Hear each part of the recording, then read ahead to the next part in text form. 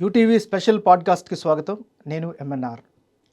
మన ముందు ఈరోజు guest multi talented person, advocate, అదేవిధంగా సెఫాలజిస్ట్, రాజకీయ విశ్లేషకులు, అదేవిధంగా బిజినెస్ గైడ్గా వ్యాపారాలకు సంబంధించినటువంటి మంచి సలహాలు సూచనలు ఇచ్చేటటువంటి ఆల్రౌండ్ పర్సనాలిటీ. అయితే సోషల్ మీడియాలో గత కొంతకాలంగా అడ్వకేట్గా బాగా ఫేమస్ అయినటువంటి వ్యక్తి బాలాగారు, డాక్టర్ బాలాగారు. వారే మన ఇవాళ పాడ్కాస్ట్ గెస్ట్. బాలాగా నమస్కారం. నమస్తే, ఎలా ఉన్నారు? బాగున్నానండి, మీరు ఎలా ఉన్నారు? Always well. So first of all మీకు కంగ్రాచులేషన్స్. ఎందుకంటే చాలా అతి తక్కువ కాలంలో ఒక మంచి కంటెంట్ ఇచ్చేటటువంటి అనలిస్ట్గా సోషల్ మీడియాలో అయితే మీరు పేరు సంపాదించుకున్నారు. మీకు ఎప్పుడైనా అలాంటి కితాబ్ వచ్చిందా? ఎప్పుడైనా? ఫస్ట్ టైం నేను మీరు చెప్తే వినడం తప్ప నేను ఈ రోజు వరకు నా వీడియోస్లో జనాలు చెప్పడం తప్ప సమ్ కామెంట్స్ కానీ ఇంకోటి కానీ, but I don't know. But నా డెలివరీస్ నేను చేశాను. బట్ ఇదంతా వ్యూవర్స్ వాళ్ళ అభిమానం అని చెప్పుకోవచ్చు. మైట్ బి నేను ఇచ్చే కంటెంట్ పబ్లిక్ యొక్క మైండ్ సెట్స్లో ఏముంటుంది, వాళ్ళు ఏం ఎక్స్పెక్ట్ చేస్తున్నారో నేను జనరిక్గా ఆలోచిస్తాను బేసికల్గా. అక్కడ this is not a big rocket science. We're all come from the background of schooling. Same CBSE ఉంటుంది, ఐసిఎస్ఈ ఉంటుంది, లేకపోతే స్టేట్ బోర్డ్స్ ఉంటాయి. అందరం అదే బ్యాక్గ్రౌండ్ నుంచి వస్తాం. ఇంటర్మీడియట్ చదువుతాం, డిగ్రీ చదువుతాం, everything it's simple general science, general social life అంతే. సో దట్ నేను అందుకే మేబీ పబ్లిక్ ఎక్కువ కనెక్ట్ అయ్యాను అనుకుంటాను. సో బిఫోర్ మనం ఇంకా వివరాల్లోకి వెళ్ళే ముందు మీ గురించి నట్షల్లో చెప్పండి. మీ ఎక్కడ పుట్టారు, మీరు ఏంటి, మీ background? Basically I'm born in Rayalaseema. Background అంటే నా ఫ్యామిలీ ఇట్స్ బోర్న్ రిచ్ ఫ్యామిలీనే. But some fortunate situations might be business losses అనేది కామన్గా ఉంటాయి అగ్రికల్చర్ బ్యాక్గ్రౌండ్స్ ఉన్న వాళ్ళు. గత కొంతకాలంగా మీరు అడ్వకేట్గానే చాలా మందికి సుపరిచితం. దానికి గల కారణం మీరు హ్యాండిల్ చేసినటువంటి కొన్ని కేసెస్ కావచ్చు. దానివల్ల సోషల్ మీడియా మీ మీద వచ్చే ఏమంటారు దాన్ని, attention trolling is negative sense, attention కావచ్చు. సో అడ్వకేట్గానే మోస్ట్లీ మీకు ఉన్నారు. అయితే నాదొక ప్రశ్న, మీరు న్యాయవాద, అభ్యుదయవాద? Every advocate must be a social engineer. Social engineer అవ్వకుండా అడ్వకేసీ సక్సెస్ అవ్వడం అనేది చాలా కష్టం. Okay. Because entire laws, statutes, it's all comes under the roof of constitution. Okay. Constitution అంటేనే nothing but civilian rights and civilian life and civilian entire life society style. అది తెలిస్తేనే మీరు లాలో చాలా ఈజీగా రాగలుగుతారు. సో అభ్యుదయవాది అంటే ఎస్, డెఫినెట్లీ. ఎందుకంటే civilian rights ఆ pain నాకు తగలకపోతే లాలో ఉన్న సెక్షన్ని కానీ, రూల్ పొజిషన్ని కానీ, లేకపోతే ప్రిన్సిపల్స్ని కానీ, డాక్టర్స్ని కానీ I can't apply, I can't express, I can't argue. Definitely. అంటే సమాజాన్ని మనం అర్థం చేసుకోకపోతే, సమాజంలో ఉన్న ఏదైనా ఒక సిచ్యువేషన్ మీద మనం కామన్ మైండ్ పాయింట్ ఆఫ్ వ్యూలో చూడకపోతే ఖచ్చితంగా మనం దాని మీద వెళ్ళలేము. చాలా మంది ఏమంటారంటే లాయర్స్ అంటే వాళ్ళకు ఓన్లీ చట్టం మాత్రమే తెలుసు, రాజకీయం ఏం తెలుసు అంటారు. అసలు రాజకీయం పుట్టిందే లాయర్లతో, రాజ్యాంగం క్రియేట్ అయిందే లాయర్లతో. రాజకీయం చేసేదే రాజ్యాంగంలో కల్పించబడిన ప్రొవిజన్స్ని, ఆర్టికల్స్ని, ప్రజలకు అందించాల్సిన వెలిఫేర్స్ని, దాని మీదనే రాజ్యాంగంలో ఏదైతే ఉందో అదే రాజకీయ నాయకులు. ఇప్పటి వరకు చదువుకుంటున్న అతి గొప్ప నాయకులుగా గుర్తించిన ప్రతి వారు బ్యాక్గ్రౌండ్ లో బిఎల్ అనేది ఖచ్చితంగా ఉంటుంది. అప్పుడు బారిస్టర్ అనేవారు.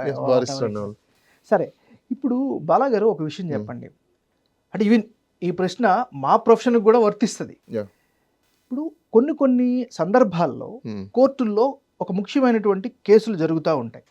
అలాంటప్పుడు ఎంతవరకు దానిపైన చర్చించవచ్చు, దానికి ఏమైనా పరిధులు, పరిమితులు అంటే ఏం చెప్తారు? I will tell you one thing. అంటే రీసెంట్గా సుప్రీంకోర్టు కూడా చాలా సందర్భాలలో చెప్పింది, మన India is a democratic country.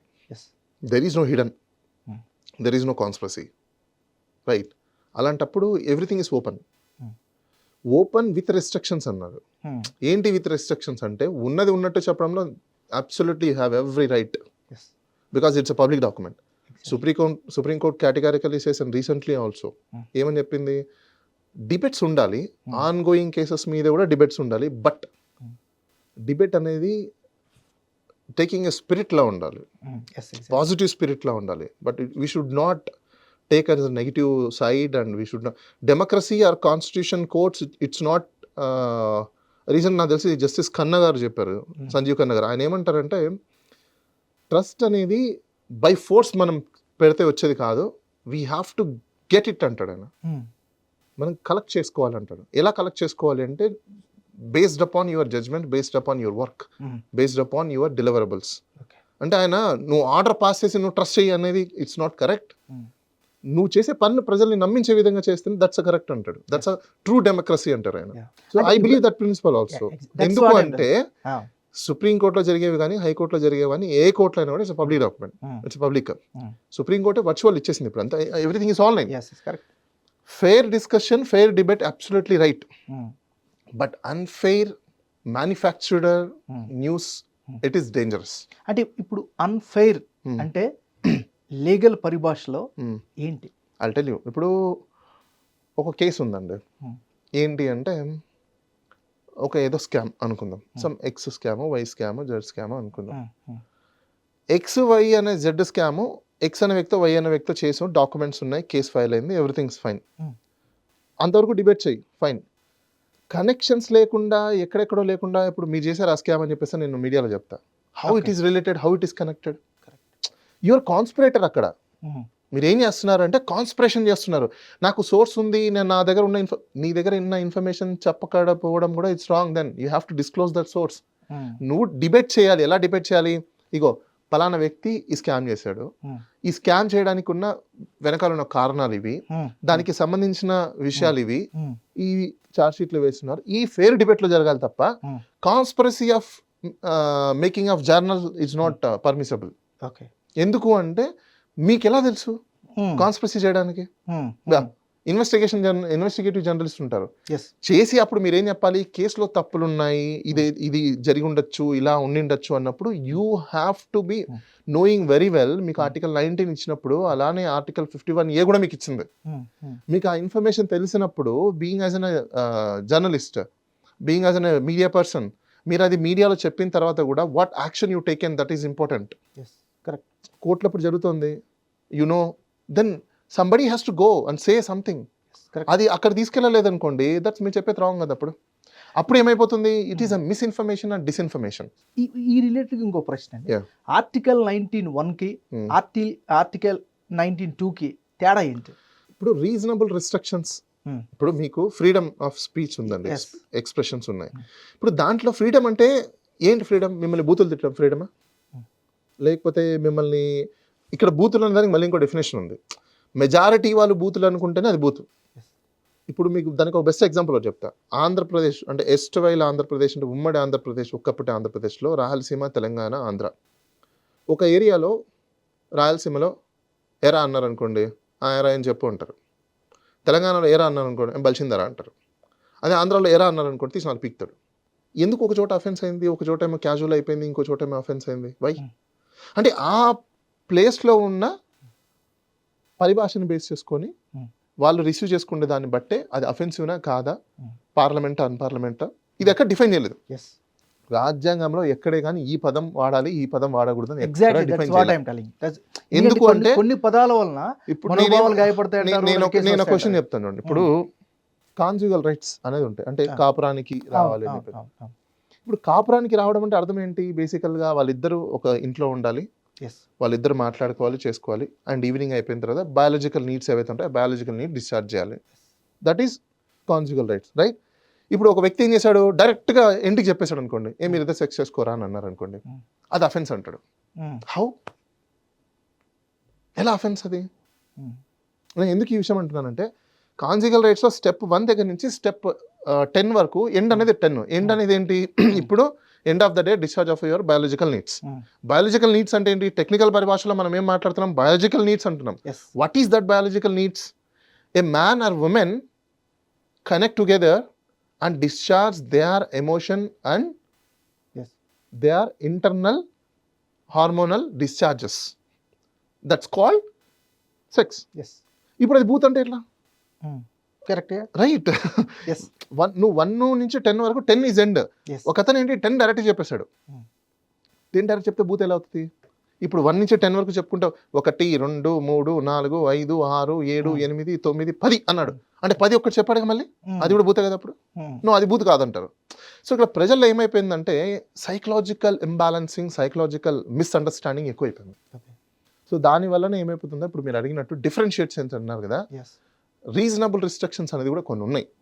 మనం ఇప్పుడు ప్రస్తుతం సమాజం, ఇప్పుడు నేను ఇక్కడ ఉన్నానండి, ఇప్పుడు I'm residing in India, if I'm residing in UK I'll call you mister Rajiv, mister ఏమన్. బట్ ఇక్కడ హే మిస్టర్ అన్నా అనుకోండి, నన్ను మిస్టర్ అంటావా, నాకు పేరు లేదా. సో ఇక్కడ అఫెన్సివ్ బేస్డ్ ఆన్ జియోగ్రఫికల్ ఏరియాని బట్టి, జియోగ్రఫికల్ సెన్స్ని బట్టి మీకు వర్డింగ్ మారిపోతుంది. సో అఫెన్స్ ఏది, అఫెన్స్ కాదేది, క్రైమ్ భాషా పరంగా ఓకే, ఇది భాషా పరంగా మన భావం పరంగా ఉండేది ఓకే, ఇట్స్ జనరలైజ్డ్. అట్లా కాకుండా ఇప్పుడు సోషల్ మీడియా, ఉదాహరణకి సోషల్ మీడియా సేమ్ ఈక్వలెంట్ అండి. ఇప్పుడు ఇక్కడ మీరు ఆన్ ఎయిర్ చేస్తున్నారు, అది మీకు వర్చువల్ రికార్డెడ్ వస్తుంది, అంతే డిఫరెన్స్ ఏముంటుంది. ఇప్పుడు అందులో సోషల్ మీడియాలోనే ఏమొస్తుంది, మీరు మాట్లాడేదో నేను మాట్లాడేదో లేకపోతే ఇంకోరు ప్రసరించిందో ఇంకోరు డిస్ప్లే చేసిందో వస్తుంది, నథింగ్ డిఫరెన్స్ అక్కడ. అంటే ఇక్కడ అపార్ట్ ఫ్రమ్ ద పాలిటిక్స్ అండి, ఇప్పుడు నేను కూడా ఉన్నా, కామన్ గా ఉన్నాను, ఏదో పోస్ట్ పెడతా ఒక ఎమోషన్ లో, ఏదో ఆనందంలో పెట్టచ్చు, వ్యతిరేకంలో పెట్టచ్చు, what ever it might be. దీన్ని కేసులుగా అంటే సోషల్ మీడియా పోస్టుల్ని కేసులుగా ఎలాంటి వాటిని పరిగణించాలి అంటే కేసు పెట్టడానికి there is no restriction at all, any person can set in to the motion. Criminal law it says, okay, what criminal law says, intimation is enough, any intimator can report before the police station certain crime was happen and takes place. కాబట్టి ఇక్కడ crime అది కాగ్నిజెన్సా కాదా, క్రైమా కాదా అని decision తీసుకోవాల్సింది ఆ SHO. ఎస్హెచ్ఓకి knowledge లేకపోతే, ఇప్పుడు ఎవరో ఎక్కడో సోషల్ మీడియాలో కేసు కట్టేస్తారని నన్ను తెలుసు అనుకోండి, ఇంకా అదే గుడి గుర్తు, ఇంకా కొట్టే కట్టే కొట్టే కట్టే కొట్టే కొట్టే ఇది అయిపోయింది. అసలు సోషల్ మీడియాలో పోస్ట్ పెట్టారు, అబ్యూజ్ ఉంది, ప్రొమోగ్లేట్ చేశారు, బ్యాడ్ ఇమేజెస్ని పోర్ట్రేట్ చేసి సర్క్యులేట్ చేశారు, ఇవన్నీ చెప్పిన తర్వాత వాళ్ళ మనోభావాలు దెబ్బతింటున్నాయని మెయిన్ కంటెన్షన్. ఇక్కడ మెయిన్ కంటెన్షన్ ఏంటి, మనోభావాలు ఇబ్బంది పడ్డారు. అబ్సల్యూట్లీ. నేను మీ గురించి పెడితే మీరు హట్ అవ్వాలి, ఎవరో గురించి మీరు హట్ అయితే నేనేం చేస్తాను. ఇది రీజనబుల్ రిస్ట్రిక్షన్స్ అని అంటాం చూసాం మనము. రీజనబుల్ రిస్ట్రిక్షన్స్ ఎవరికి, నేను మిమ్మల్ని డైరెక్ట్ అంటే రీజనబుల్ రిస్ట్రిక్షన్స్, మీరు ఎవరో దానికి మీరు ఆపాదించుకుంటే who I am to take a concern. ఎవరైనా క్రిటిసైజ్ చేస్తే నేనే కేసు పెట్టాలి, మీరు కేసు పెట్టాలి, అంతే తప్ప నా ఫ్రెండ్ ఎలా దెబ్బతింటే. ఇంకోటి ఉంది ఇక్కడ, మనోభావాలు దెబ్బతిన్నాయి అనే దానికి కూడా ఇంజరీస్ ఆర్ 2 types.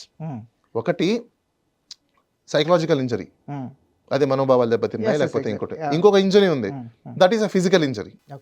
దానికి దీనికి కూడా ఎవిడెన్స్ అనేది చాలా ఇంపార్టెంట్. ప్రైమా ఫేసి ఎవిడెన్స్ అంటారు దాన్ని. ఏంటి ప్రైమా ఫేసి ఎవిడెన్స్ అంటే, ఇప్పుడు ఫిజికల్ ఇంజరీ జరిగింది అనుకోండి, యాక్సిడెంటో లేకపోతే కొట్టుకోవడమో, తోసుకోవడమో, లేకపోతే లాఠీ తీసుకొని కొట్టుకోవడమో, లేదా సంథింగ్ స్టిక్ తీసుకొని కొట్టడం, something else, it is a happen physical injury. That physical injuries maybe wound అవ్వచ్చు, లేకపోతే డ్యామేజెస్ అవ్వచ్చు, క్రాక్స్ అవ్వచ్చు, స్క్రాచెస్ అవ్వచ్చు, బ్రోకెన్ అవ్వచ్చు, what ever it maybe.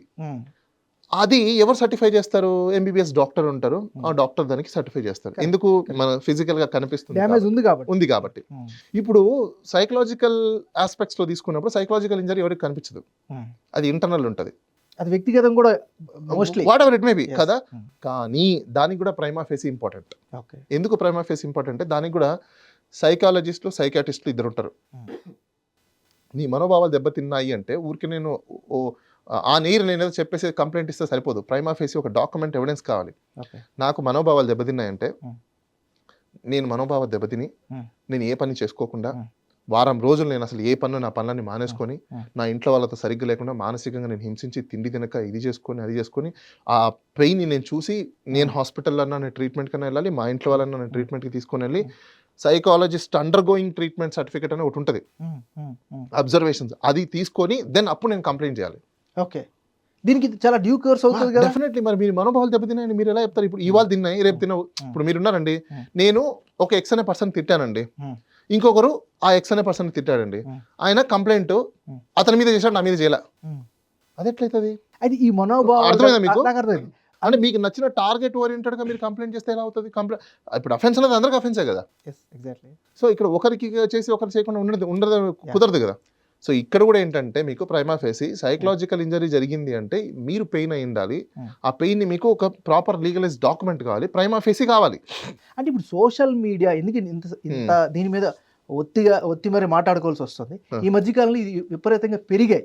Okay, నిజంగా కొంతమంది మీద అయి ఉండొచ్చు, దాన్ని బేస్ చేసుకొని సామాన్యులు కూడా ఏదో ఎమోషనల్గా పెట్టడం వల్ల కానీ లేకపోతే ఇంకోటి వల్ల సోషల్ మీడియా లేదా డిజిటల్ ప్లాట్ఫామ్స్లో చేసిన కామెంట్స్ ఆధారంగా కేసులు కట్టొచ్చా, కేసులు కడితే అందులో నుంచి బయటపడవచ్చా లేదా? కేసులు ఇప్పుడు కట్టే ప్రతి ఏ సోషల్ మీడియా కేసులైనా ఏవి ట్రైల్లో నిలబడే కేసులు కాదు. ఓకే, ఎందుకంటే ఫ్రీడమ్ ఆఫ్ ఎక్స్ప్రెషన్స్, ఇప్పుడు క్రిటిసిజం అంటారు, ఫెయిర్ క్రిటిసిజం ఉంది, పోర్ట్రేషన్స్ అంటారు. ఇది ఈ రోజు నుంచి కాదు కదా, we are not trained, so we are not learn this by our self, by elders is given information to me. ఎవరు నేర్పించారు? పెద్దలు నేర్పించారు. మీరు తయారు చేసిన భాషే కదా. ఎలా క్రిటిసైజ్ చేయాలి, బంధువులను ఎలా తిట్టాలి, బంధువులను ఏ విధంగా మాట్లాడాలి, ఫ్రెండ్స్తో ఏ విధంగా మాట్లాడాలి, ఎలా తిట్టాలి, ఏం చేయాలని మీరు నేర్పించినవే, మేం కాదు. అలాంటప్పుడు రెస్గెస్ట్ అనే ఒకటి ఉంటుంది, ఎవరి దగ్గర నుంచి లర్న్ చేసుకున్నారని చాలా ఉంటుంది. ఇవన్నీ ట్రైల్లో నిలబడవు. ఇప్పుడు మెయిన్గా ఫస్ట్ చూసుకోవాల్సింది ఏంటంటే రాజకీయ నాయకులు మాట్లాడే పరిభాష. మరి ఈ లెక్కన కామన్ మ్యాన్ మీద కేసులు పెడుతున్నారు కదా, ఆర్టికల్ 14 వైలేట్ చేస్తున్నారని చెప్పేసి అందరు పోలీసు వాళ్ళ మీద ఎఫ్ఐఆర్లు కట్టచ్చు. రీజన్ ఏంటో తెలుసా? వాళ్ళు రాజకీయ నాయకులు డైరెక్ట్గా మీడియాలో మాట్లాడుతున్నారు కదా. సుమోటో కింద వాళ్ళ మీద ఎందుకు కట్టట్లా మీరు కేసులు? ఓన్లీ కామన్ మ్యాన్ మీద ఎందుకు కడుతున్నారు? అంటే మీరు రాజకీయ నాయకులు ముందు కట్టాలి. సుమోటోగా కట్టే అవకాశం ఉంది, పోలీసు వాళ్ళకు ఉంది, సుమోటోగా కట్టచ్చు. ఎందుకు కట్టట్లేదు మరి? అది వాళ్ళకి తెలియాలి. ఇప్పుడు రాంగ్ ఇన్ఫర్మేషన్, మీకు బెస్ట్ ఎగ్జాంపుల్ ఒకటి చెప్తాను.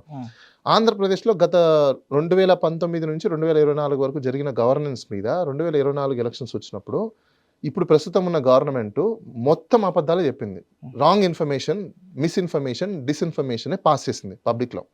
దానివల్ల ఏమైపోయిందంటే ప్రజలకి వాళ్ళు చెప్పేది నిజమని చెప్పి నమ్మి రైట్ అండ్ ఫెయిర్ ఎలక్షన్స్ జరగకుండా బయాస్డ్ అండ్ డిజార్డర్ ఎలక్షన్స్ జరిగాయి.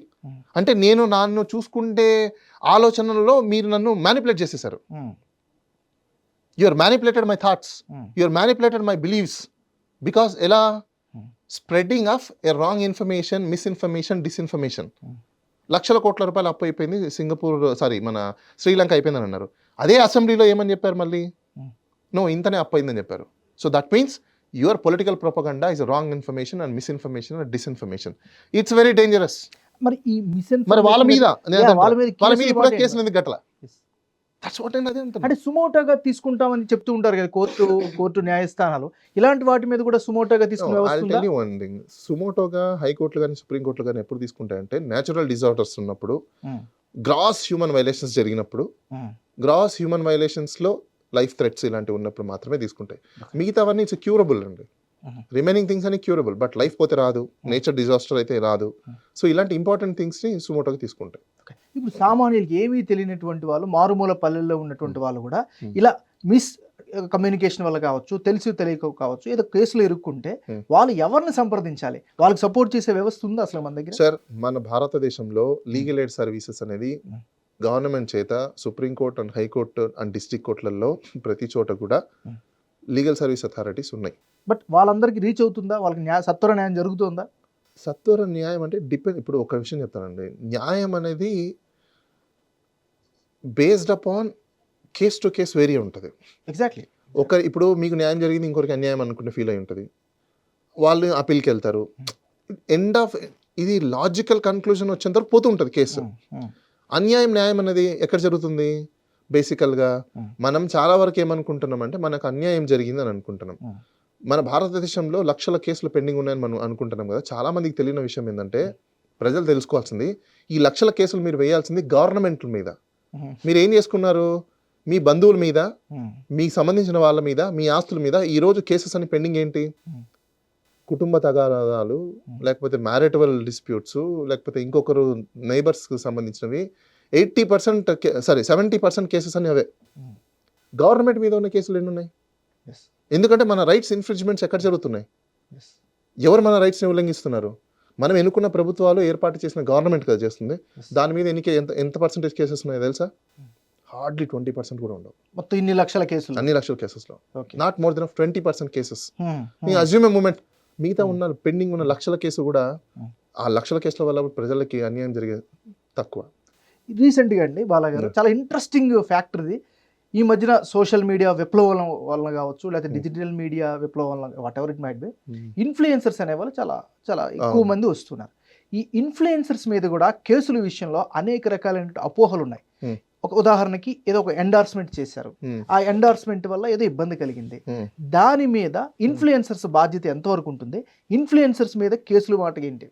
ఒకటండి, ఇప్పుడు ప్రతి దానికి కూడా కొన్ని రెగ్యులేషన్స్ ఉన్నాయి, కొన్ని లాస్ ఉన్నాయి. అలానే సెల్ఫ్ రెగ్యులేషన్స్ కూడా మనకి చాలా important. Fair display or fair endorsement, fair marketing, it is very good, it's not a harm. దానికి కొన్ని గైడ్లైన్స్ ఉంటాయి కాబట్టి. అలానే మీకు మిస్ అడ్వర్టైజ్మెంట్స్, ఏదైతే మీకు రాంగ్ అడ్వర్టైజ్మెంట్స్ చేస్తారో దానికి consumer protection authority misleading of advertisements అని చెప్పేసి అని ఒక రూల్స్ని తయారు చేసి ఉంది. ఆ రూల్స్ ప్రకారం వీళ్ళు ఎక్కడైనా వైలేట్ చేస్తే వాళ్ళ మీద కేసు పెట్టచ్చు. ఎక్కడ కేసు పెట్టాలనేది క్వశ్చన్. పోలీస్ స్టేషన్ కాదు వాళ్ళ మీద కేసు పెట్టాల్సింది, కన్స్యూమర్ ఫోరంలో కంప్లైంట్ చేయాలి. అక్కడ పోలీస్ స్టేషన్లో రిపోర్ట్ చేయాలి. కంప్లైంట్ అనేది కోర్టులలో చేస్తారు. చాలా మందికి తెలియక ఏంటంటే ఫస్ట్ పోలీస్ స్టేషన్లో పెట్టేస్తుంటారు. ఇది వినియోగదారుల ఎందుకంటే మిస్లీడింగ్ అడ్వర్టైజ్మెంట్ చేసింది ఎవరు? ఇక్కడ ఇద్దరు మళ్ళీ లైబుల్ అవుతారు. మిస్లీడింగ్ అడ్వర్టైజ్మెంట్ చేసిన వ్యక్తి, ఆ మిస్లీడింగ్ అడ్వర్టైజ్మెంట్ కి ప్లాట్ఫామ్ ఇచ్చిన మీడియా. మీడియా కూడా కొన్ని మీడియా గైడ్ లైన్స్ కూడా ఉన్నాయి. మీరు వెరిఫై చేసుకోవాలి. ఏం వెరిఫై చేసుకోవాలి ఏంటి అంటే, మీ దగ్గర ఉన్న లీగల్ కన్సల్టెంట్ ఫస్ట్ మీరు ఏం చేయాలంటే, ఒక యాడ్ మీకు వచ్చింది, మీరు ఆ యాడ్ డిస్ప్లే చేయాలి. ప్రోడక్ట్ ఏంటి, కంపెనీ డీటెయిల్స్ ఏంటి, ప్రోడక్ట్ వ్యాలిడేషన్స్ ఏంటి, ప్రోడక్ట్ సర్టిఫికేషన్స్ ఏంటి, ఇవన్నీ మీరు కలెక్ట్ చేసుకొని ఫైల్ అప్ చేసి పెట్టుకోవాలి. ఫైల్ అప్ చేసుకొని పెట్టుకుంటే దెన్ మీరు due course of process of లాని మీరు ఫాలో అయ్యారు, మీరు ప్రాపర్ ఛానలైజ్ ఉంది, ప్రాపర్గా మీరు డిస్ప్లే చేశారని అనుకోవచ్చు. అక్కడ మీకు ఆ గైడ్ లైన్స్ ప్రకారం మీకు ఇవి ఆ పారామీటర్స్లోకి రావట్లేదు అనుకోండి, మీరు చేయడానికి లేదు. ఓకే, దెన్ అప్పుడు మీరు సేఫ్ గార్డ్ అవుతారు. పెట్టుకొని ప్రాపర్గా చెక్ చేసుకుంటే డిస్ప్లే చేస్తే వాళ్ళతో పాటు మీరు కూడా లైబుల్. ఓకే, ఇప్పుడు ఇంకొక కామన్ డౌట్ అండి, పెద్ద పెద్ద సూపర్ స్టార్స్ ఉంటారు, హీరోస్ కావచ్చు, ఇంకోరు కావచ్చు, వాళ్ళు గుట్కాలకి ఇట్లాంటి వాటికి ఇది చేస్తూ ఉంటారు, బ్రాండ్ అంబాసిడర్స్గా ఉంటారు. అవును, అలాంటి వాళ్ళ మీద సామాజిక కార్యకర్తలు కావచ్చు, లేదా సమాజానికి ఇష్టపడే వాళ్ళు కావచ్చు, ఏదైనా పెట్టి అలాంటి వాళ్ళకి కేసులు కట్టొచ్చా? వైల్ నేను అదే అంటున్నానండి, ఇప్పుడు అది ప్రొహిబిటెడా నాన్ ప్రొహిబిటెడా అనేది ఇంపార్టెంట్. అది ప్రొహిబిటెడ్ కాదనుకోండి, కేసులు వాళ్ళ మీద కాదు కట్టాల్సింది, మీరు గవర్నమెంట్ మీద కట్టాలి. ఇలాంటి ఐటమ్స్ని మీరు ప్రొహిబిటెడ్ లిస్ట్లో పెట్టకుండా ఎలా ఫ్రీ పబ్లిసిటీ ఇస్తున్నారు, ఆ పబ్లిసిటీ ఇవ్వడం వల్ల ప్రజల యొక్క ప్రాణాలు ఏ విధంగా డ్యామేజ్ అవుతున్నాయి, ఆరోగ్యం ఎలా పాడవుతుంది, కుటుంబాలు ఏ విధంగా నాశనం అయిపోతున్నాయి, దీనివల్ల సమాజం ఎలా దెబ్బతింటుంది, దీనివల్ల భవిష్యత్తు ఎలా అంధకారంలోకి వెళ్ళిపోతుంది, దీనివల్ల సమాజంలో మన యొక్క భారతదేశం ఎంత కిందికి పడిపోతుంది అనేది సామాన్య ప్రజల దగ్గర నుంచి కార్యకర్తలు, అదే మన సోషల్ యాక్టివిస్టులు, సమాజం మార్పు చెందాలని అనుకున్న ప్రతి ఒక్కరు కూడా గవర్నమెంట్ మీద కట్టాలి కేసులు. ఎందుకంటే మనం దానికే ఉన్నాయి ఆ కేసెస్ ఏంటి, public litigations, public interest litigations ని ఫైల్ చేసి దీనివల్ల సమాజానికి ఇంత ప్రాబ్లమ్స్ ఉన్నాయి అనేది చెప్పి కోర్టులో వేస్తే దెన్ డెఫినెట్ గా అప్పుడు మీకు న్యాయం జరుగుతుంది. ఇప్పుడు ఎందుకంటే సార్, ఒక సినిమాకి మనం వెళ్తే ఫస్ట్ ఏం కనిపిస్తుంది మనకి, పొగాకు తినద్దు, తర్వాత గుట్కా మీకు మీ కుటుంబానికి ఆరోగ్యకరమని, అనారోగ్యం పాడు చేస్తుంది గవర్నమెంట్ ఆఫ్ ఇండియానే. ఒకటండి, ఇక్కడ ఏమైపోయిందంటే గవర్నమెంట్ ఆఫ్ ఇండియా మిమ్మల్ని కాషన్ చేస్తుంది, గవర్నమెంట్ కాషన్ చేస్తుంది. సెల్ఫ్ రిస్ట్రిక్షన్, సెల్ఫ్ రిస్ట్రైన్మెంట్ ఎవరికి ఉండాలి? రిస్ట్రైన్మెంట్స్ ఉండాలి మీకు. లేదు నేను చేస్తాను అంటే అక్కడ కూడా మీకు ఫండమెంటల్ రైట్స్ ఉన్నాయి. తినే హక్కు, తాగే హక్కు ప్రతి ఒక్కరికి ఉంది కదా. తినే హక్కు, తాగే హక్కు ప్రతి ఒక్కరికి ఉంది. లేదు నేను తినాలి, నా హ్యాబిచువేట్ అనుకో, నువ్వు వెళ్ళి చేయాలని అనుకున్నప్పుడు లైఫ్ రిస్క్ నీది. ఇది common man point of view, not common man point. ఎవరైనా కూడా లైఫ్ రిస్క్ మీది. కౌషన్ చేసిన తర్వాత కూడా తెలిసి కూడా మీరు అది చేస్తున్నారంటే it's your fault. Absolutely, it's your fault. And government can't do anything, and courts can't do anything. You have to be self-restrain yourself. Restrainment నీకు లేకపోతే నువ్వు చేసుకుంటూ పోతే ఎవడేం చేయడు. ఎందుకంటే వాళ్ళు డిస్ప్లే ఇస్తున్నారు కదా. ఇప్పుడు మద్యం తాగి డ్రైవింగ్ చేస్తే ఇలా జరుగుతాయి అంటున్నారు. మద్యం తాగు, డ్రైవింగ్ చెయ్యి, కానీ మద్యం తాగకుండా డ్రైవింగ్ చేసి సేఫ్గా ఇంటికి వెళ్ళు. కానీ మద్యం తాగి నేను డ్రైవ్ చేసి నేను యాక్సిడెంట్ అవుతానంటే అది నీ లైఫ్ రిస్క్ కదా. ఇప్పుడు ఎవరి లైఫ్ బేసిక్ సెక్యూరిటీ ఎవరు చూసుకోవాలి? ఫస్ట్ సేఫ్ గార్డ్ ఎవరు చేసుకోవాలి? నా లైఫ్ నేను చేసుకోవాలి. నాకు నేను ప్రొటెక్ట్ చేసుకోకపోతే, నా లైఫ్ నేను ప్రొటెక్ట్ చేసుకోకపోతే ఎవరు ఎందుకు ప్రొటెక్ట్ చేస్తారు? సెల్ఫ్ ప్రొటెక్షన్ లేదు అని అన్నప్పుడు గవర్నమెంట్ కూడా ఏం చేయలేదు, ఎవరు ఏం చేయలేదు. ఇక come to the point of view, మీ గురించి మాట్లాడితే ఈ మధ్యకాలంలో మీరు చాలా ఏమంటారు దాన్ని, మీ పరిభాషలో ఏమంటారు నాకు తెలియదు, ఇంటెన్సిఫైడ్, బాగా ఆసక్తికరమైన కేసుల్ని మీరు ఇంటెన్సిటీ ఎక్కువ ఉన్న కేసెస్ కేసెస్ని మీరు హ్యాండిల్ చేస్తారు. అందులో ముఖ్యంగా ఆర్జీవి గారిది. ఓకే ఆర్జీవి గారి కేసుకు సంబంధించి ఆ టైంలో మీరు సోషల్ మీడియాలో కావచ్చు, మెయిన్ స్ట్రీమ్లో కావచ్చు, మీరు చాలా చాలా హాట్ టాపిక్గా మారారు అప్పట్లో. సో ఆర్జీవి గారి కేసు తీసుకోవడంలో మీ దగ్గరికి ఎలా వచ్చింది, మీరు దాన్ని హ్యాండిల్ చేయడానికి ఏం చేశారు? ఒకటండి, ఆర్జీవి గారు నాకు తెలుసు. అంటే ఎక్కువ అంటే ఇప్పుడున్నంత అక్యుటెన్స్ అప్పుడు అంత ఉండేది కాదు, లైటర్లో ఉండేది. దెన్ ఆర్జీవి గారితో పాటు స్వప్న గారు అని ఉన్నారు, యాంకర్ జర్నలిస్ట్ స్వప్న గారు. స్వప్న గారు ఇదే టాపిక్ మీద ఆర్జీవి గారు మేము ఈ నోటీసు వచ్చిన తర్వాత కొన్ని డిస్కషన్స్ జరిగాయి. అంటే బిఫోర్ నోటీస్ వచ్చింది ఏం చేయాలి ఏంటి అనే దాని మీద ఆ డిస్కషన్స్ వచ్చినప్పుడు మేము ముందు కూర్చొని డిస్కషన్ చేసుకొని, అంటే మెయిన్ ఇక్కడ ఇనిషియేషన్ ఎవరు అంటే స్వప్న గారు అని చెప్పాలి, నిజం చెప్పాలి. ఆవిడ ఎవరికి ఇస్తే బాగుంటుంది ఏంటి అన్న టైంలో షీ సజెస్టెడ్. ఎలాగో ఆయనకి తెలుసుంది కాబట్టి దెన్ మళ్ళీ ఒకసారి కలిసి మేము మాట్లాడుకొని చేసుకొని అసలు నోటీస్ ఏం పెట్టారు ఏంటి కేసు ఇవన్నీ చూసుకున్నప్పుడు దెన్ ఐ అండర్స్టాండ్ ఇవి చాలా రూల్ ఆఫ్ లాని మిస్యూజ్ చేస్తున్నారు, abuse of process of law జరుగుతుంది అనేది మేము ఒక కంప్లీట్ కన్క్లూజన్కి వచ్చిన తర్వాత వాళ్ళు ఇచ్చిన నోటీస్కి ఎలాబొరేటెడ్గా ఒక రిప్లై రెడీ చేసాం. ఆ రిప్లై రెడీ చేసాం, యాక్చువల్గా పంపించాలి నైట్ అయిపోయింది కాబట్టి మార్నింగ్ 8 o'clock చేంజ్కి మేము పంపించేసాము. అప్పటికే పోలీసు వాళ్ళు వచ్చేస్తున్నారు. మేము రిప్లై ఇచ్చేసిన తర్వాత వాళ్ళు మాకు ఆన్సర్ చేయకుండా they can't arrest us, they don't have any power. దాంతోపాటు చాలా మందికి తెలియని విషయం ఏంటంటే డిజిటల్ ఎరాలో ఉన్నాం ఈరోజు మనం. అప్పటికే బిఎన్ఎస్ వచ్చేసింది. ఈ డిజిటల్ ఎరాలో ఉన్నప్పుడు ఇలాంటి సోషల్ మీడియా కేసెస్లో ఏముంటుంది ఇన్వెస్టిగేషన్? ఇప్పుడు మేము కూడా అదే ఫీల్డ్లో ఉన్నాం. ఇప్పుడు ఐఓలకు ఎంత తెలుసో, ఇప్పుడు ఐఓలు ఏం చదువుతారో మేము కూడా అదే పుస్తకాలు చదువుతాము, అదే ప్రిన్సిపల్స్ని ఫాలో అవుతాము, అదే వాళ్ళ పోలీస్ మాన్యువల్ని మేము కూడా చదువుతాము, అదే మేము ట్రైనింగ్ ఇస్తుంటాం వాళ్ళకి, గెస్ట్ లెక్చరింగ్కి వెళ్తుంటాము, ఈ క్రైమ్స్ ఎలా చేయాలని చెప్తున్నాం. ఇప్పుడు డిజిటల్ పోస్టింగ్స్ దాంట్లో ఏముంటుంది అంత ఇన్వెస్టిగేషన్? అది ఒక సోషల్ మీడియా పోస్ట్ చేసింది, ఎయిర్లో ఉంటుంది, క్లౌడ్లో ఉంటుంది, ఎవిడెన్స్ మొత్తం క్లౌడ్లో ఉంటుంది. చూసి దాంట్లో చార్జ్ షీట్ చేయడం తప్ప నుంచి అంతకుమించి అసలు నువ్వు అక్యూజర్తో కలవాల్సిన అవసరం కూడా లేదు. నిజం చెప్పాలంటే అక్యూజర్తో కలవాల్సిన అవసరం కూడా లేదు సోషల్ మీడియా కేసెస్లో. మీరు ఉందా లేదా, ఐపీస్ ఉన్నాయా లేదా, ఈఎంఐస్ ఉన్నాయా, ఐఎంఈ నెంబర్స్ ఉన్నాయా లేదా, లేకపోతే ఎవరి సిమ్, ఏ నెట్వర్క్, ఏంటి టెక్నికల్ ఎవిడెన్స్ అన్నీ అవి తీసుకొని చార్జ్ షీట్ వేస్తే అయిపోయింది. వాళ్ళకు కోర్టు నుంచి సమన్ వెళ్తుంది, కోర్టులు చూసుకుంటారు. This is nothing but an harassment. మీరు ఆ సమయంలో చాలా బలంగా ఈ పాయింట్ తీసుకొచ్చారు బాగా. అప్పుడే ఇండియన్ గవర్నమెంట్ కూడా డిజిటల్ పోలీసింగ్ అనేది digitalpolicing.gov.in అని ఒకటి ఉంటుంది. దాంట్లో క్రైమ్స్ ఎలా కట్టాలి ఏంటి, ఇంకోటి వగేరా ఉన్నాయి. సుప్రీం కోర్టు కొన్ని హై కోర్ట్స్ కూడా సమ్ టైమ్స్ మీకు ఇన్వెస్టిగేషన్, వర్చువల్ ఇన్వెస్టిగేషన్ కూడా చేయమని చెప్పింది. మేమేం కోరామంటే ఇంత ఫెసిలిటీస్ ఉన్నప్పుడు టైం వేస్ట్ చేయడం ఏంటి? ఒక స్టేట్ నుంచి ఒక స్టేట్ కి మీరు రావడానికి ఎంత పడుతుంది, ఎన్ని వెహికల్స్ వచ్చాయి, ఎంతమంది వచ్చారు, వాళ్ళ డబ్బులు, తినడానికి, ఉండడానికి, హోటల్లో ఇంకోటి ఉరకన అయిపోతుందా? మనకు తెలుసు, ఒక హోటల్లో ఈరోజు మనం ఓయో బుక్ చేసుకోవాలన్నా 2 వెళ్ళాలంటే కూడా 3,500 రూపీస్ పెట్టాలి. ఇప్పుడు అంతమంది పోలీసు వాళ్ళు వచ్చారు, ఎంత ఖర్చు అవుతుంది? ఇవన్నీ వేస్ట్ ఎందుకు చేస్తారు? మేము ఇన్వెస్టిగేషన్కి కోఆపరేషన్ రెడీ రివర్స్ మీరు మేమేం చెప్పాము, బాస్ ఈ ఫెసిలిటీస్ ఉన్నప్పుడు వాడుకోండి అని చెప్పాము.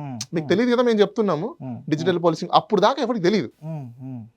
ఓహో, సోషల్ మీడియా కేసెస్లో డిజిటల్ పోలీసింగ్ అనేది ఒకటి తీసుకోవచ్చా, ఓకే, వర్చువల్ ఇన్వెస్టిగేషన్ ఒకటి చేయొచ్చా అంటే ఒక రంగా ఈ కేసుతో సరికొత్త దారి పార్లమెంట్ దీని డిస్కషన్ కూడా వచ్చింది. అవునా? ఓకే. దీని గురించి ఒక ఎంపీ ఎవరో డిస్కషన్ కూడా చేశారు. అప్పుడు నేను న్యూస్లో ఎక్కడ చూసాను కూడా అనుకుంటా. అంటే సోషల్ మీడియా కేసెస్ ని పెట్టి ఇలా హరాస్ చేయడం ఏంటి, సివిలియన్ రైట్స్ ని ఇది చేయడం ఏంటి, వర్చువల్ మోడ్స్ లో తీసుకొని ఇన్వెస్టిగేషన్ చేయొచ్చు కదా అని చెప్పేసి అని చాలా సందర్భాల్లో జరిగినాయి కూడా. డిజిటల్ ఇన్వెస్టిగేషన్ ఇప్పుడు నీకు కావాల్సింది ఏంది? పర్సన్తో నువ్వు మాట్లాడడం. నీకు ఫిజికల్ గా కూర్చుంటేనే మాట్లాడగలుగుతావా? వీడియో కాన్ఫరెన్స్ లో మాట్లాడలేవా? ఇంకా డిజిటల్ ఎరా ఎందుకు నాకు అర్థం కాల. అప్పట్లో ఎందుకు మీకు మాన్యువల్ గా కావాలి చెయ్యాలి అంటే పర్సన్తో మాట్లాడడానికి. వర్చువాలిటీ వచ్చిన తర్వాత వాట్ వే డిఫరెన్స్? ఇంకా వీళ్ళు కొన్ని కొత్తగా అంటే అలా ఇలా అడుగుతారు, అప్పుడు దాకా తెలియదు వాళ్ళకి. మేము అది కోట్ చేసేంత వరకు దానికి సంబంధించిన ప్రిన్సిపల్స్ ని, జడ్జ్మెంట్స్ ని అవన్నీ మేము చెప్పేంత వరకు కూడా they doesn't know. Everybody is shocked.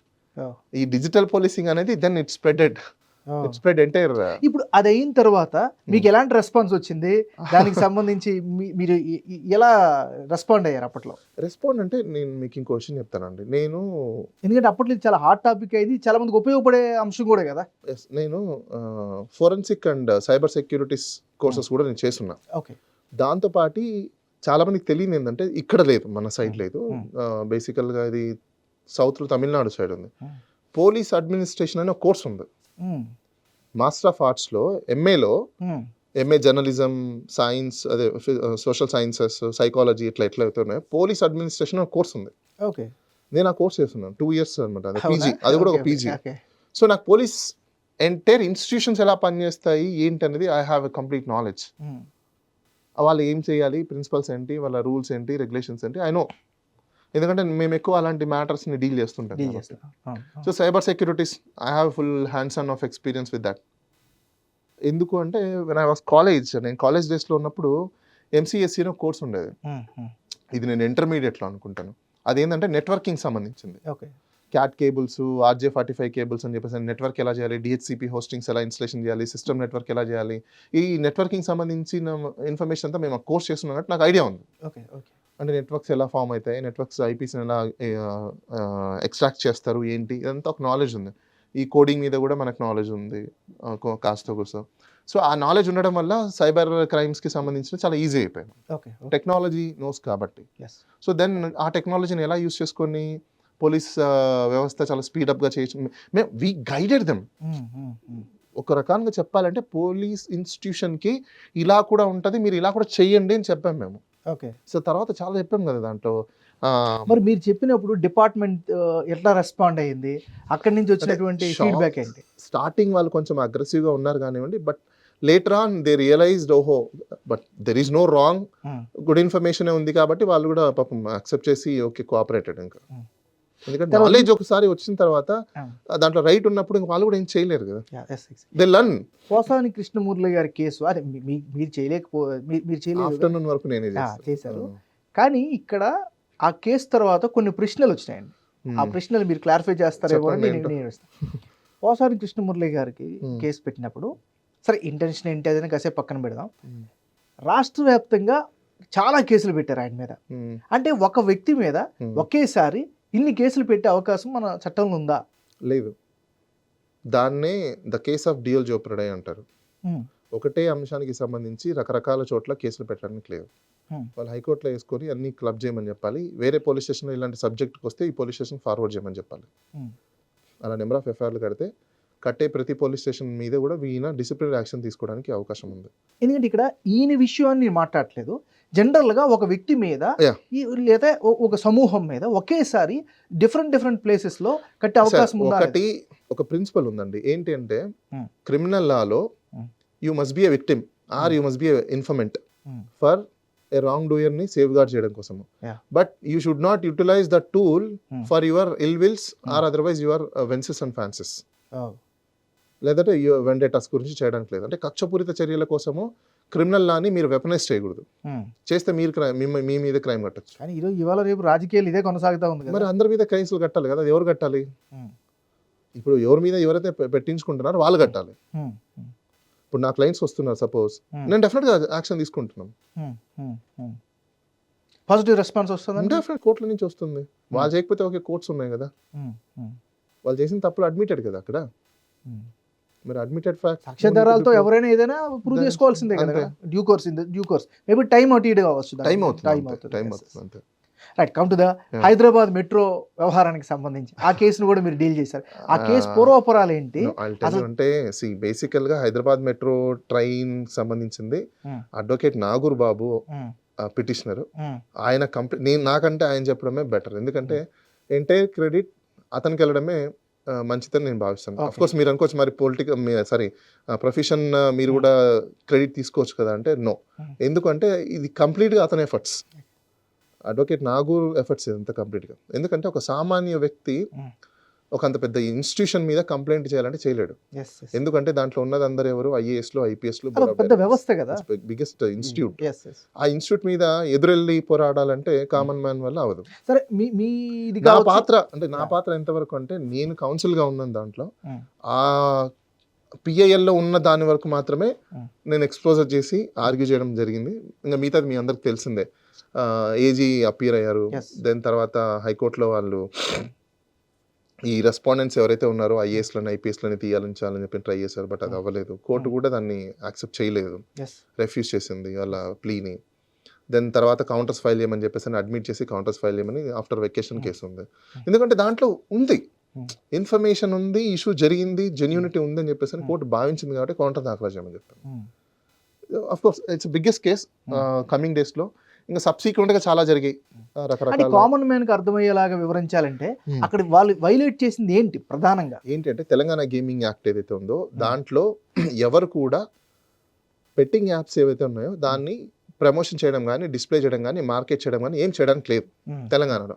వాళ్ళు ఏం చేశారు, betting apps, illegal betting apps ని ప్రమోట్ చేశారు, హాఫ్ షోర్ బెట్టింగ్ యాప్స్ ని ప్రమోట్ చేశారు, దాని ఇక్కడ సరోగేసి ప్రమోషన్స్ చేశారు, సరోగేట్ ప్రమోషన్స్ చేశారు. సో ఇవన్నీ ఇల్లీగల్, ఎవరు చేసినా ఇల్లీగలే. ఇప్పుడు చేసింది ఎవరు? గవర్నమెంట్ లో ఉన్న ఒక ఇన్స్టిట్యూట్. అది వ్యవస్థ. ఒకవేళ వ్యవస్థలు తప్పు చేస్తే కూడా ఏం చేయాలని ఆ చట్టంలో ఉంది, ఆ లాలో ఉంది. దట్ గేమింగ్ యాక్ట్ సేస్ ఏమని చెప్తుంది, company directors are held liable. So therefore who is a liable person there? Those directors. Who is those directors? IAS, IPS, IF something, Indian railway services ఎవరు ఉన్నారు, IR something, వాళ్ళు ఎండీలు వీళ్ళు. So your liable person, right? Common man మీద ఏదైతే case అవుతుందో మీ మీద కూడా అదే అవుతుంది. మరి మీ మీద ఎందుకు యాక్షన్ తీసుకోలేదు ఇన్స్టిట్యూట్? గవర్నమెంట్ ఎందుకు తీసుకోలేదు? కంప్లైంట్ చేసిన తర్వాత కూడా మేము డైరెక్ట్లీ ఫస్ట్ పిల్లలేదు, మీ మీద కంప్లైంట్ ఇచ్చాము, ఇన్ఫర్మేషన్ బ్రాడ్కాస్టింగ్ వాళ్ళకి ఇచ్చాము, ఎంఐటీ వాళ్ళకి ఇచ్చాము, అందరికీ కంప్లైంట్స్ ఇస్తే they did not acted upon. Therefore we approach, we knock the door of the high court. So ఎందుకు ఇక్కడ మీరు పవర్ని మిస్యూజ్ చేస్తున్నారని నాకు అర్థమైపోయింది. మరి దీని తదనంతర పరిణామాలు ఏ విధంగా ఉండే అవకాశం ఉంది? ఖచ్చితంగా అది అడ్మిటెడ్ కదండి, వాళ్ళు ఒప్పుకున్నారు కదా. హైకోర్టులో ఏజీ కూడా వచ్చి ఏమని చెప్పారు, మేము ఇప్పుడు తీసేసాము, ప్రీవియస్ అప్రోచ్ చేసాము, దేర్ ఇస్ మ్యాటర్. మీరు admitted, they filed A memo, ఒక మెమో ఫైల్ చేశారు. ఏమని? ఎస్ అప్పుడు జరిగాయి, ఇప్పుడైతే మేము తీసేసాము, ఇప్పుడు మేము చేయట్లేదు అంటే అయిపోయింది కదా. ఇంకా అక్కడ మీరు చేశారు, మరి చేసినప్పుడు పనిష్మెంట్ ఉండాలి కదా. ఉంటుందా వాళ్ళ మీద పనిష్మెంట్? ఖచ్చితంగా ఉంటుంది. ఉంటుంది, యా అబ్సల్యూట్గా ఉంటుంది. ఎందుకు ఉంటుంది? అంటే కమిటెడ్ గా మీరు అన్నట్టుగా అడ్మిటెడ్ చేయరు. చాలా సింపుల్ అండి. It is a fair apparent face of the record shows Article 14, if they are not taken in any action, Article 14 in violate. Court never interfere that violation of the articles, violation of the rights. Court ఎప్పుడు కూడా మీకు రాజ్యాంగాన్ని ఉల్లంఘన జరిగిందని చెప్పేస్తే చూస్తే గమనం ఉంటుంది కదా. లేదు నీకు మెర్సీ మీద ఇస్తా, నో, ఇన్వెస్టిగేషన్ చేయాలి, వాళ్ళ మీద యాక్షన్ తీసుకోవాలి, then remaining thing is different. మళ్ళీ అగైన్ ఇప్పుడు తాజాగా అంటే ఈ రీసెంట్ గా జరిగిన అప్డేట్స్ చూసుకున్నట్లయితే మామూలు చట్టాలకి అటవీ చట్టాలకి ఉన్న తేడా ఏంటండి? మామూలు చట్టాలు, అటవీ చట్టాలు అంటే ఇప్పుడు ఒకటి గుర్తుపెట్టుకోండి, ఒక అఫెన్స్ ఏదన్నా ఒక నేరం జరిగింది అన్నప్పుడు స్పెషల్ యాక్ట్ ఒకటి ఉంటుంది, జనరల్ యాక్ట్స్ ఒకటి ఉంటాయి. What is general act, what is special acts అని మనం తీసుకున్నప్పుడు ఐపీసీ, సిఆర్పిసి, లేకపోతే ఇండియన్ ఎవిడెన్స్ యాక్ట్, ఇవన్నీ జనరల్లోకి వస్తాయి. ఐపీసీ అనేది జనరల్.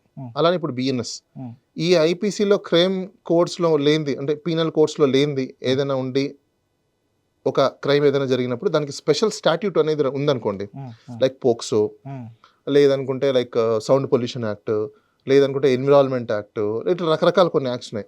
ఇలాంటివి వాటి మీద వెళ్ళాల్సి ఉంటుంది. అప్పుడు ఆ లా చెప్తుంది ఏ సెక్షన్లో పెట్టాలి, ఏం చేయాలి, ఏంటని చెప్పేసి అని. అటవీ చట్టాలు సపరేట్గా ఉన్నప్పుడు అటవీకి సంబంధించిన వైలేషన్స్ ఏమైనా జరిగితే ఆ చట్టాల ప్రకారం మీరు క్రైమ్స్ కట్టాలి, జనరల్ లాకు రాకూడదు. ఎందుకంటే whether if the special law is enforce, the general law is silence. Enforce చేయడానికి లేదు, రెండు సైమెంటెన్స్ చేయడానికి లేదు. ఎందుకంటే అది సైలెంట్ ఉన్నప్పుడు దీన్ని ఎన్ఫోర్స్ చేయొచ్చు. సో అందుకని ఆ అడవికి సంబంధించిన ఏమైనా వైలేషన్ జరిగితే అడవి చట్టాలలో దాంట్లో వచ్చే సెక్షన్స్ ప్రకారమే కేసులు కట్టాలంటారు. ఈ అటవీ చట్టాలకు సంబంధించి రాష్ట్ర పరిధులు ఉంటున్నాయా, కేంద్ర పరిధులు ఉంటాయా, బోత్లో ఉంటాయా? కాంక్రీట్గా ఉంటుందండి. ఇప్పుడు యూనియన్ గవర్నమెంట్లో ఫారెస్ట్రీ సంబంధించింది ఉంటుంది, అలానే మన స్టేట్ గవర్నమెంట్లో స్టేట్ వాళ్ళు ఎక్కువ ఉంటారు. అంటే ఏ స్టేట్కి ఆ స్టేట్ ఫారెస్ట్రీ డిఫైన్ అయి ఉంటుంది. మీరు న్యాయవాది కంటే పొలిటీషియన్ కూడా యాంగిల్ కూడా బలంగా ఉంది. నేను పొలిటికల్ కన్సల్టెంట్ అండి, నేను డెఫినెట్లీ ఏదో ఒక రోజు పొలిటీషియన్ అవుతాను, నో డౌట్ అందులో. కాకపోతే this is not right time అని చెప్పేసి అని. సి social engineer or a lawyer or psychologist ఇవన్నీ కూడి ఉన్నాయి కాబట్టి డెఫినెట్గా మీకు ఇంకో క్వశ్చన్ చెప్పనా, నేను ఎంఏ పొలిటికల్ సైన్స్ చేసిన వ్యక్తిని. అసలు పాలిటిక్స్ అంటే ఏంటి? ఫస్ట్ ఆఫ్ ఆల్ నేను నా పీజీ చేసేటప్పుడే నేను పాలిటిక్స్ని 3 పదాలు డివైడ్ చేసేస్తాను తెలుసా నేను. ఎట్లా? పీపుల్, లిటిగేషన్, మేనేజ్మెంట్, అంతే. అంతేనా? నథింగ్. వాట్ ఈస్ పాలిటిక్స్ అంటే నేను పీజీ చేసేటప్పుడే నేను నా సెమినార్స్లో నేను చాలాసార్లు మా ఇన్స్టిట్యూట్లో అంటే ఎగ్జామ్స్కి మాకు సెంటర్ ఎక్కడ పడేదంటే వేలూరు. వేలూరులో ఊర్సీ కాలేజ్ అని ఉంటుంది. అంటే ఇప్పుడు సిఎంసి హాస్పిటల్ ఉంది చూసారా, అది దాటేసి వెళ్ళిపోయిన తర్వాత అక్కడ ఒక ఓల్డ్ కాలేజ్ అని బ్రిటిష్ వాళ్ళది ఊర్సీ కాలేజ్ అని ఉంటుంది. ఎగ్జామ్స్ అన్నీ అయిపోయాక మాకు లాస్ట్ డే వెళ్ళిపోయేటప్పుడు మొత్తం మేము పిల్లల స్టూడెంట్స్ అందరూ బయటకు వచ్చేసాక ఇప్పుడు ఇన్విజిలేటర్స్ వీళ్ళందరూ కూడా అక్కడ పెద్ద గ్రౌండ్ ఉంటుంది కాబట్టి ఒక చిన్న గెట్ టుగెదర్ లా పెట్టుకున్నాం. అక్కడ ఒక డయాస్ ఉంటే డయాస్లో ఒక్కొక్కరు ఒక ఒపీనియన్స్ చెప్పండి అంటే సబ్జెక్ట్ వాళ్ళ సబ్జెక్ట్ సంబంధించినవి. నేను పొలిటికల్ దాని గురించి నేను నా ఎగ్జామ్ దాంట్లో కూడా రాసా, ఇదే పాటలు రాసాను నేను. ఏంటి వాట్ ఈస్ పాలిటిక్స్ అనే దగ్గర నా ఓన్ థీరీని రాశాను నేను. సక్సీడ్ వాళ్ళకి ఆన్సర్ కావాలి కాబట్టి నేను డయాసెస్ మీద కూడా చాలాసార్లు చెప్పిన. నేను టిఎన్ శేషన్ గారితో కూడా పనిచేశాను. నేను చనిపోయాను, ఆయనతో పనిచేశాను. ఆయనతో పాటు నేను గెస్ట్ లెక్చరర్స్ దానికి MIT పూణేలో నేను కూడా వెళ్ళిన దాఖలాలు ఉన్నాయి. ఐ డెలివర్డ్ మై ఫ్యూచర్ లో ఒక బాలా గారిని నాకు మీకు ఇంకో నా ట్రాక్ రికార్డ్లో నేను యాజ్ ఎ పొలిటికల్ కన్సల్టెంట్గా నేను ఇప్పుడు దాకా ఇండియా వైడ్ 200 పొలిటికల్ పార్టీస్ పైన చేసి ఉంటాను రిజిస్ట్రేషన్స్. మీరు ఏ పొలిటీషియన్ అని అడగండి, నాకు తెలిసి south India side political party registration చేసి ఉంటే నేనే ఉంటాను. అది డైరెక్ట్లీనా ఇండైరెక్ట్లీనా వచ్చి ఉంటాను, అదే ఏదో రూపంలో నేను చేసి ఉంటాను. కనెక్ట్ అని నా దగ్గరికి వస్తుంది. చాలా చేసి ఉన్నాను నేను. ఇక్కడ ఫెమిలియర్ పర్సనాలిటీస్ చాలా మంది ఉన్నారు. జేడి లక్ష్మీనారాయణ గారు ఉన్నారు, జస్టిస్ చంద్రకుమార్ సార్ ఉన్నారు. తర్వాత టిఆర్ఎస్ పార్టీ బీఆర్ఎస్ గా మారిన తర్వాత మళ్ళీ టిఆర్ఎస్ పార్టీ ఇంకోటి రిజిస్ట్రేషన్ జరిగింది, అది నేను చేశాను. తర్వాత మళ్ళీ విశారదన్ మహారాజ్ అని ఒక ఆయన ఉంటారు, డిఎస్పి పార్టీ, అది నేనే చేశాను. పీపుల్స్ ప్రొటెక్ట్ పార్టీ నేనే చేశాను. షర్మిల గారి పార్టీ నేనే చేశాను. ఆంధ్రాలో చాలా పార్టీస్ ఉన్నాయి. అంటే నేమ్స్ అంటే రిపీటెడ్గా నాకు అంత గుర్తులే కానీ నెంబర్ ఆఫ్ పార్టీస్ అయితే చేస్తున్నాను నేను. తర్వాత నాకు ఇంకో ట్రాక్ రికార్డ్ ఉంది. నేను నామినేషన్స్ చేసిస్తే single set nomination, double set నేను ఎప్పుడు ఏ రోజు కూడా నా క్లయింట్ నా ఎమ్మెల్యే క్యాండిడేట్తో ఈ రోజు వరకు నేయించలే. సింగిల్ సెట్ ఇప్పుడు దాకా నేను 50,000 పైచులకు నామినేషన్స్ చేసి ఉంటాను దరిదాపులు, అప్రాక్సిమేట్లీ. ఎగ్జాక్ట్లీగా అంతే కౌంట్ నేను చెప్పలేను కానివ్వండి, ఆల్మోస్ట్ రీచ్ అయి ఉంటాను ఇండియా వైడ్. మళ్ళీ ఎంపీలు ఎమ్మెల్యేలు కలిపి జీరో ఎర్రర్. ఒక్కటే ఒకటి నేను అది ఎర్రర్ అని నేను చెప్పను, అది మిస్టేక్ బై ఏ క్యాండిడేట్. ఎందుకు మిస్టేక్ బై ఏ క్యాండిడేట్ అంటే ప్రపోజల్ల సంతకాలు తీసుకొని వెళ్ళాలి. That is not my responsibility. That candidate doesn't understand about of that entire format. సంతకాలు తీసుకోకుండా వెళ్ళాడు, అది అక్కడ రిటర్న్ అయింది. అతనికి నీ సంతకాలు లేవు, ఫస్ట్ మొదటి తీసుకురాపు అని చెప్పేసి అది రిజెక్ట్ అవ్వాలి, రిటర్న్ అయింది. ఎందుకు ఇనిషియల్లో రిటర్న్ అయింది కానీ సైన్స్ కావాలని చెప్పేసి 100కి 100% ఇప్పుడు దాకా నేను డెలివరీ చేసిన ఏవైతే నామినేషన్స్ ఉన్నాయో అన్ని అడ్మిటెడ్. Super, 100% strike rate. నేను నామినేషన్ చేసిస్తే రిజెక్ట్ అయింది అన్న క్వరీ ఇప్పుడు దాకా లేదు. ఇంకో బెస్ట్ ట్రాక్ రికార్డ్ ఒకటి చెప్తాను మీకు. ట్రాన్స్జెండర్స్ని కూడా నేను ఎమ్మెల్యేలుగా నిలబెట్టున్నాను ఆంధ్రప్రదేశ్లో, కానీ ఇండియా వైడ్ నిలబెట్టా. ఎందుకు అంటే అదొక క్రెడిట్ నాకు, నేను చేసిన వర్క్స్ అవన్నీ. ఆంధ్రప్రదేశ్లో మీకు తమన్నా సింహాద్రి అని ఒక బిగ్ బాస్లో చేసింది. ఆమె ఫస్ట్ 2019లో మంగళగిరిలో క్యాండిడేట్స్గా ఇండిపెండెంట్గా, యాక్చువల్గా ఆమె వేరే పార్టీ ద్వారా నామినేషన్ వేయించాలి. ఫార్చునేట్ ఏమైపోయిందంటే నాకు ఆ రోజు B.Pharm రావడం లేట్ అయిపోయింది. ఆ B.Pharm చేయాల్సిన ప్రెసిడెంట్ ట్రావెల్లో ఉండడము, దానివల్ల కుదరకపోతే ఇంకా ఇండిపెండెంట్గా వేయించాల్సి వచ్చింది. అమ్మాయి చేత ఇండిపెండెంట్ నామినేషన్ వేయించారు. ఆ రోజు లోకేష్ నామినేషన్ రిజెక్షన్స్ ఉన్నాయి అని చెప్పేసి అని క్వైరీస్ పెట్టారని చెప్పేసి అని మీడియాలో కూడా హల్చలైంది. అప్పటికంటే ముందు ఈ అమ్మాయి నామినేషన్ యాక్సెప్టెడ్ అయిపోయింది. చూడండి, ఒక్క సెట్టే. మళ్ళీ చాలా మంది ఏంటంటే లేదు సార్ ఇంకో సెట్ వేసామంటే నో. నేను ఎప్పుడు సెకండ్ సెట్ వేసిన దాఖలాలు లేవు. Single set accepted. Contesting candidate వెళ్ళారు, గెలిచారు, ఓడారు అనేది దట్స్ టోటలీ డిఫరెంట్. సో ఇప్పుడు మరి మీ చేతిలో ఏంటి మరి పవర్ఫుల్ కేసెస్ ఏమున్నాయో వాటి గురించి చెప్తారా? ప్రెసెంట్ అయితే అది వస్తూనే ఉంటాయండి. పవర్ఫుల్ కేసెస్ అనేం కాదు, నెంబర్ ఆఫ్ కేసెస్ అనేది ఆటోమేటిక్గా ఎప్పుడు వస్తూనే ఉంటాయి. ఇష్యూస్ బేస్ మీద నడుస్తుంది. ఇప్పుడు మీరు అన్నట్టు మోర్ అటెన్షన్ ఉండే కేసెస్. మోర్ అటెన్షన్ అంటే మీకు ఈ మధ్యకాలంలో మనం చూసాం పాస్టర్ ప్రవీణ్ గారు, అదొకటి నడుస్తుంది. ఇంకా హైదరాబాద్ మెట్రో రైల్ ఎలాగో నడుస్తుంది. ఇంకా 3-4 ఇష్యూస్ ఉన్నాయి, అవి ఇంకా టైం పడుతుంది. ప్రవీణ్ పగడాల ఇష్యూ నిమిత్తం మీరు మొదటి నుంచి దాన్ని అట్లా తీసుకుంటూ వచ్చారు. దానికి సంబంధించి ఒక రకంగా మీరు వన్ వాయిస్ గానే మీరు వస్తూ ఉన్నారు, బలంగా చెప్పారు. నేను వాయిస్ అనే దానికంటే బట్ టెక్నికాలిటీగా నేను దానికి కావాల్సినవన్నీ ప్రిపరేషన్స్ చేయడమే ఎక్కువ. అంటే నాకు సపోర్ట్ కూడా దొరికిందండి. ఇప్పుడు నాకు కంప్లైంట్ లేకుండా నేను కూడా ఏం చేయలేను కదా. సో ఇప్పుడు ఆయన ఎక్స్ఎంపీ హర్ష కుమార్ గారు ఉన్నారు, ఫస్ట్ నుంచి కూడా పోస్ట్ మార్టంకి సంబంధించింది కానివ్వండి, ఎవ్రీథింగ్ టెక్నికల్. వాళ్ళ అబ్బాయి కూడా ఎక్సలెంట్, ట్రెమెండస్ రోల్ ప్లే చేశాడు ఆయన కూడా. ఎవ్రీథింగ్ పాపం ఈ రోజు వరకు కూడా వాళ్ళు pin to pin information gather చేస్తూనే ఉన్నారు, దాన్ని జస్టిస్ ఎలా డెలివరీ చేయాలని చెప్పేసి అని they are working very hard. నాకు అంత ఇన్పుట్స్ ఇచ్చేది నాకు ఇన్పుట్స్ ఎక్కడి నుంచి వస్తాయంటే వాళ్ళు ఇచ్చే ఇన్పుట్సే. నేను పెద్ద రీసెర్చ్ చేసేది ఏం లేదు నిజం చెప్పాలంటే. I need to thank them first, ఎందుకంటే అంత ఇన్ఫర్మేషన్ నాకు ఇస్తున్నారు కాబట్టి. వాళ్ళ ఇన్ఫర్మేషన్ నన్ను అడిగితే ఈ ప్రపంచంలో విక్టిమ్ని మించిన బెస్ట్ లాయర్ ఎవరుంటారు, విక్టిమ్ని మించిన జడ్జ్ ఎవరుంటారు. ఎందుకంటే ఒక విక్టిమ్కి తెలుసు ఎలా వాదించుకోవాలో, ఒక విక్టిమ్కి తెలుసు ఏం వాదించాలో, ఒక విక్టిమ్కి తెలుసు ఏం ఎక్స్ప్రెస్ చేయాలో, ఒక విక్టిమ్కి తెలుసు ఎలాంటి జస్టిస్ కావాలో కూడా. సో విక్టిమ్ని మించిన లాయర్ కానీ, విక్టిమ్ని మించిన జస్టిస్ కానీ. కానీ మనకున్నటువంటి ప్రొసీజర్స్లో, మనకున్నటువంటి ఫార్ములాస్లో విక్టిమ్ అనేవాడు they can't argue, they can't approach. they can 14% they can, but there is a but of course I but they understand. can't. No, because they are very emotional. Yes, exactly. So in emotional, sometimes they miss some important points and legal provisions. That's the reason we are trained. Yes. Advocates are very trained. The reason we have emotions, Yes. but at the same time we have legal sense also. Exactly. So that's why we connect. Yeah. ఇక ఫైనల్గా ఒక ప్రశ్న, ఇన్ఫర్మేషన్కి ఇంటెన్షన్కి ఉన్న తేడా ఏంటి? Information అనేది as it is ఉన్నది మీరు డిస్ప్లే చేసేది, దట్ ఈస్ ఇన్ఫర్మేషన్. నాకు అర్థమైంది. ఇంటెన్సిటీ అనేది మీరు క్రియేట్ చేసి పుష్ చేసేదే ఇంటెన్సిటీ. అంటే కేసులు కట్టేటప్పుడు దీన్ని ఎలా ఐడెంటిఫై చేస్తారు? అది వెరీ సింపుల్. ఇప్పుడు మీకు నేచర్ ఆఫ్ క్రైమ్ అక్కడ క్లియర్గా అర్థమైపోతుంది మీకు. ఇప్పుడు నేను కెమెరామ్యాన్ని అన్నాను, నా మీద ఎవరు యాక్షన్ తీసుకోవాలి? ఫస్ట్ కెమెరామెన్ వెళ్ళి కంప్లైంట్ కట్టాలి. అది కాకుండా మీకు మీ ఇల్విల్ ఉందని చెప్పేసి అని దాన్ని అడ్డం పెట్టుకుని మీరు పోయి కేసు కట్టి నన్ను హెరాస్ చేయడమే కదా. అది చేయాల్సింది ఎవరు? ఇప్పుడు నేను అతను కాంప్రమైజ్ అయిపోయాం. మళ్ళీ అతని దగ్గరికి వెళ్ళాను, సారీ అమ్మా ఏమనుకోకు, లైట్ తీసుకో అని చెప్పేసి మేము హాయ్ బాయ్ బలా చేసేసుకున్నాం, బయటకు వెళ్ళాం, చాయ్ కాఫీ, మేమేం కాంప్రమైజ్ అయిపోయాం. There is matter, but you raise that. What is your intensity then? Victim ఎవరు? అక్కడ ఉన్నారు. విక్టిమ్ నా ఇప్పుడు డ్యామేజ్ అవ్వలా, విక్టిమ్ క్యూర్ అయిపోయారు. మీరు ఏం చేస్తున్నారు? నన్ను డ్యామేజ్ చేస్తున్నారు, నన్ను విక్టిమైజ్ చేస్తున్నారు ఇప్పుడు. సో మీ ఇంటెన్సిటీ ఏంటి?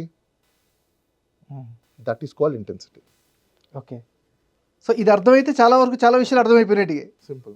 Okay, thank you so much Bala garu. చాలా విషయాల్ని తెలియజేశారు.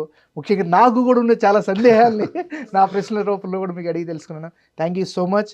అండ్ మీ ఇంటర్వ్యూకి ముందు మీ గురించి నాకు చాలా తక్కువే తెలుసు.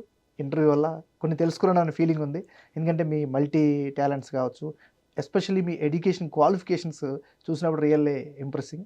And very good luck and all the best అండి. Thank you. సో ఇది మల్టీ ఫేసెట్ ఉన్నటువంటి బాలా గారికి సంబంధించినటువంటి పాడ్కాస్ట్. చూస్తూనే ఉండండి యూటీవీ.